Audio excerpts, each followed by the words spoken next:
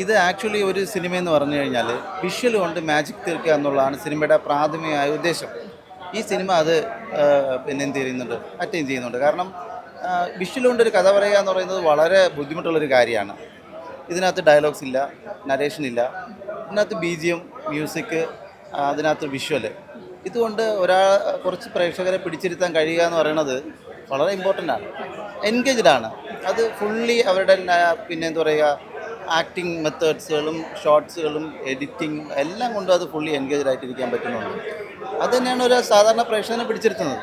എന്തായാലും അത് റിലീസ് ചെയ്ത് കഴിഞ്ഞാൽ പൂർണ്ണമായിട്ടും ആൾക്കാർ ആസ്വദിക്കും, ഉറപ്പാണ്. അതിൽ ക്യാരക്ടേഴ്സും ഭയങ്കര ഇമ്പോർട്ടൻസ് ആണല്ലോ. ഇത് കൊടുത്ത് വിജയ് സേതുപതി ആണെങ്കിലും അരവിന്ദ് രാമസ്വാമി ആണെങ്കിലും അവർ എല്ലാം നല്ല രീതിയിൽ സംഭാഷണങ്ങളില്ലാതെ അത് എത്രത്തോളം ചെയ്തിട്ടുണ്ട്. അത് ഇപ്പോൾ ഒരു ക്യാരക്ടർ ആർക്ക് നമ്മൾ ആ സിനിമയ്ക്കകത്ത് നമ്മൾ നോക്കുമ്പോൾ എല്ലാ ക്യാരക്ടറിനും ഓരോ ക്യാരക്ടർ ആർക്കുണ്ട്.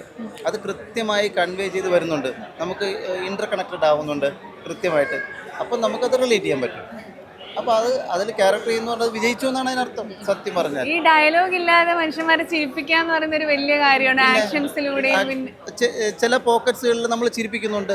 ആ കള്ളൻ വരുന്നത് അതിൽ ചിരിപ്പിക്കുന്നുണ്ട്. അവൻ പോകുന്ന ആ റൂട്ടില്ലേ, ആ റൂട്ട് അവിടെ ഇവിടെ വന്ന് തിരിച്ച് അതിനകത്ത് കിടക്കുന്ന ആ റൂട്ടൊക്കെ അത് കൃത്യമായിട്ട് നമുക്ക് കൺവേ ആവുന്നുണ്ട്, ചിരിപ്പിക്കുന്നുണ്ട് ഇടയ്ക്ക്.